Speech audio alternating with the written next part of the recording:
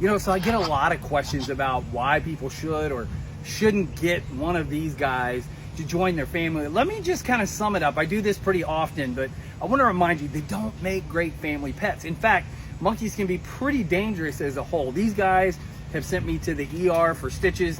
They've even put me in the OR at times. They can be really dangerous. And in fact, with small children, it can be a problem. When my kids are hanging out, sometimes I have to be very aware and very careful, because if I show affection to my own kids, these guys can get jealous, which could lead to a real problem. So it takes a lot of foresight, it takes a lot of attention, and it takes a lot of understanding.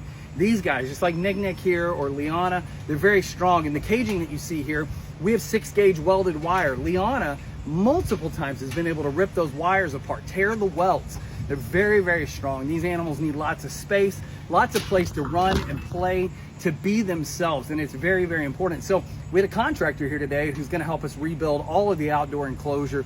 We're gonna be building a more solid structure that's really, really important for these guys. Again, these are animals that live 40, 50, even 60 years in captivity. They will absolutely tap out your bank account. Travel, vacation, all those things are kind of out. Social life kind of comes to an end to some extent because they need you a lot. And the truth is, they need to be in troops. They need to be in groups. They need each other. So it's really important to understand all those things, and I can't say it enough. It really is not an animal you want to add to your life as a whole. This is an animal that will change absolutely everything. And the reality is, 99% of people who get monkeys rehome them in the first 2 years.